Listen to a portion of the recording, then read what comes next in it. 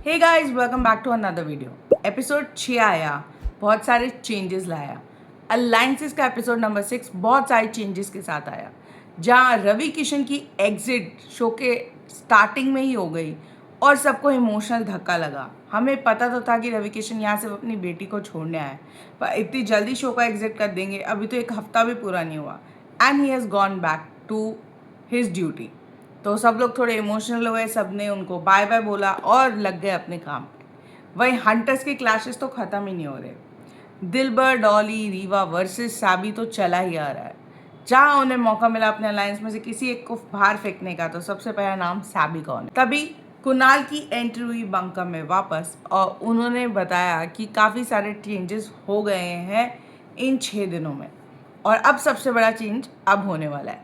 Guys, tracker हो गया है लॉक। तो ट्रैकर की पोजीशन थी हंटर्स फर्स्ट, सेकंड पे लेजेंड्स, थर्ड पे किंग्स और फोर्थ पे वॉरियर्स। तो ट्रैकर लॉक हो गया, पॉइंट्स लॉक हो गए, लेकिन अभी position on the tracker change हो सकती है। गाइस, अभी उनके पास मौका था अपनी पोजीशंस चेंज करने का, क्योंकि हमें तो पता है चाहे आप सेकंड पे हो या फोर्थ पे, आप सब अनसेफ हो गए। सिर्फ फर्स्ट पोजीशन वाला ही सेफ रहेगा और उसमें से कोई बनेगा ace player for the week. तो बेसिकली अब होने वाला था नॉकआउट मैच, जिसमें फर्स्ट से लेकर फोर्थ पोजीशन के हर टीम को चांस मिलेगा अपनी किस्मत आजमाने का और अपनी किस्मत पलटने का। तो सबसे पहले चांस मिलेगा जो फोर्थ और थर्ड पोजीशन पे टीम्स हैं, वो फाइट करेंगे पोजीशन 3 के लिए। तो नॉकआउट मैच के लिए सब लोग चले गए टास्क एरिया में and it was warriors versus king. तो टास्क तो बहुत सिंपल था, एक पजल बनानी थी, एक बीच में रैकरिंग बॉल थी, उससे बच के आपको पाथ क्रॉस करना है, दूसरी साइड पजल पीसेस लेके जाने हैं एंड पजल बनाना है। जो सबसे पहले बनाएगा वो जीत जाएगा।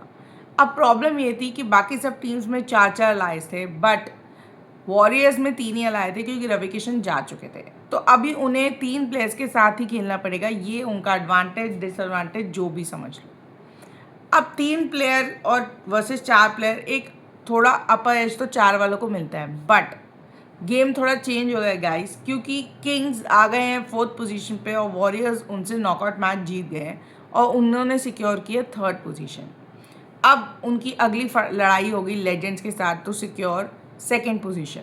फिर ऐसे ही फर्स्ट पोजीशन के लिए हंटर से लड़ेगा, या तो लेजेंड या तो वॉरियर्स। तो ये तो अभी इतना ही दिखाया है, एक ही टास्क हुआ है, बाकी टास्क हमें कल के एपिसोड में दिखेंगे। एंड गाइस, उसी बीच हमें बहुत सारे फ्रिक्शन दिखे किंग्स में। किंग्स अलायंस के तीनों member is not happy with Nikhil Chinnappa authority. They don't want कि वो उन्हें ऐसे चलाएं जैसे वो रोडीज़ के गैंग लीडर और ये सब उनकी प्रजा है। अरमान को खेलना था पर उसे खेलने को नहीं मिला, बट उसने अपनी वॉइस खुद ही रेज नहीं करी। यहाँ कोई लीडर तो है नहीं, they have to play for themselves. तो यही कुणाल ने भी उन्हें समझाया। वहीं Vanshaj, Payal had a little bit argument with Nikhil and they were not happy with Nikhil के आंसर्स एंड निखिल का एटीट्यूड। अब हंटर्स के बीच में भी क्लैश चल रहा है और किंग्स के बीच में भी क्लैश चल रहा है। क्या इन क्लैशेस का फ़ायदा हमारे वॉरियर्स और लेजेंड्स उठाएंगे?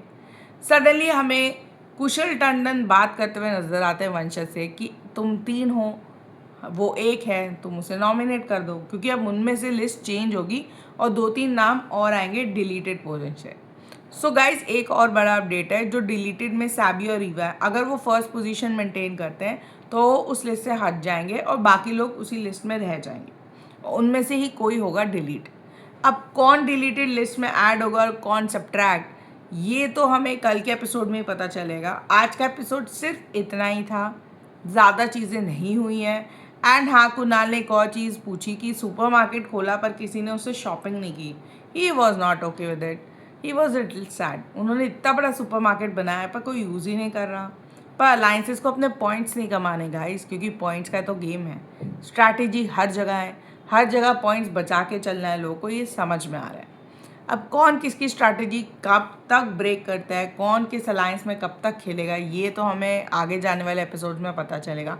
बट हाँ गाइज, ये गेम इंटरेस्टिंग होता जा रहा है, दिन पर दिन एपिसोड्स बेटर होते जा रहे हैं, हमें इनके इंटरपर्सनल रिलेशनशिप्स भी समझ में आ रहे हैं, थोड़ा बातें भी मिल रही हैं, तो मज़ा आ रहा है। इन ऑल 40-50 मिनट्स का ये एपिसोड होता है, तो इट्स क्वाइट इंगेजिंग, आप आराम से देख लोगे इतना ड्यूरेशन का show.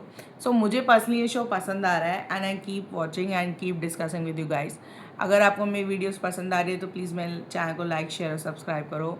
Follow for more updates and take care and see you again. Thank you so much for watching. Take care, bye.